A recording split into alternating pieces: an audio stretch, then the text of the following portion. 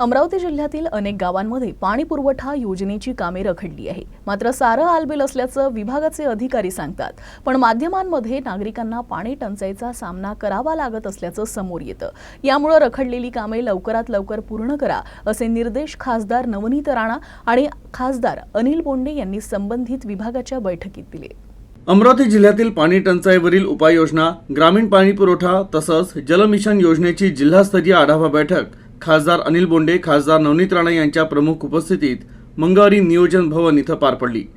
या बैठकीला प्रामुख्याने जिल्हाधिकारी सौरभ कटियार, जिल्हा परिषदेच्या मुख्य कार्यकारी अधिकारी संजिता मोहपात्रा, ग्रामीण पाणी पुरवठा विभागाचे कार्यकारी अभियंता सुनील जाधव, महाराष्ट्र जीवन प्राधिकरणाचे कार्यकारी अभियंते विवेक सोळंके यांच्यासह अमरावती जिल्ह्यातील 14 तालुक्यातील बीडीओ, तहसीलदार आणि संबंधित विभागाचे अधिकारी उपस्थित होते। अशुद्ध पाणी पुरवठा योजनांचं अपूर्ण काम, टाक्यांची साफसफाई अशा विविध मुद्द्यांवर ग्रामपंचायतीच्या पदाधिकाऱ्यांनी सभेत तीव्र संताप व्यक्त केला। अमरावती जिल्ह्यात बहुतांश गावांमध्ये जलजीवन मिशनची कामं रखडली आहे। त्यामुळे कृत्रिम पाणी टंचाईचा सामना नागरिकांना करावा लागतोय।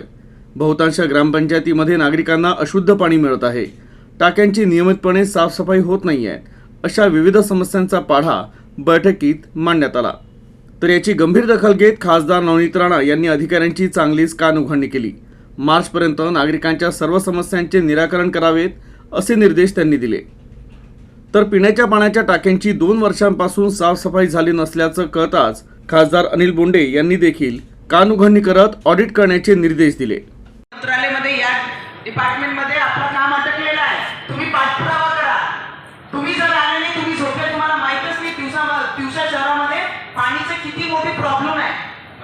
लोक जेव्हा आम्ही जातो ना, लोक म्हणतात नॅशनल हायवेची गोष्ट करू नका म्हणे, जे दिवस लागणार आम्हाला पाणीला ते पाणी पाजा म्हणे। एक प्रत देतो मॅडम, त्यामुळे लवकर प्रमाण जिल्ह्यात जर एवढं होत आहे, तुम्ही आपल्या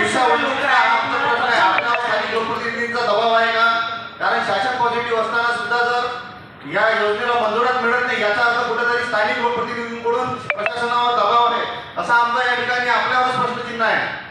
मॅडम फक्त एकच प्रॉब्लेम होता, जेव्हा मला तुम्ही मागे म्हटलं होतं काही प्रॉब्लेम होता का इरिगेशन?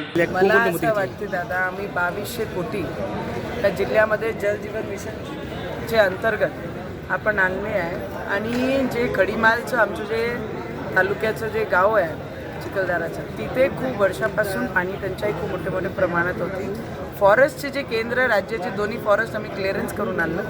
यावेळीच आम्ही जे प्रयत्न करत होतो की या पाणी टंचाईमध्ये पूर्ण झाला पाहिजे, ते येणाऱ्या भविष्यामध्ये ते होईल, त्याची क्लिअरन्स पूर्ण आलेली आहे। असेच बरेचसे जलजीवन मिशन अंतर्गत जेही टाक्या बनलेल्या आहे, काही पाईपलाईन नाही पोचत आहे, काही खारपान पट्टा आहे आमच्या, तिथे पाणी कसं पुरवलं पाहिजे, गोड पाणी आम्ही कसं दिलं पाहिजे।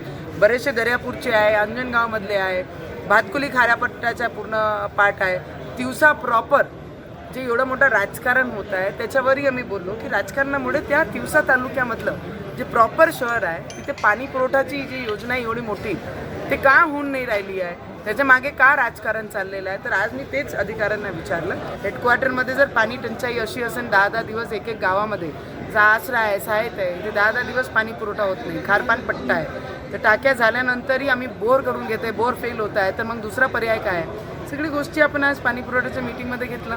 पॉझिटिव्हिटी किती पट आपण काम करू शकतो तेच आपण मीटिंगमध्ये घेतलं।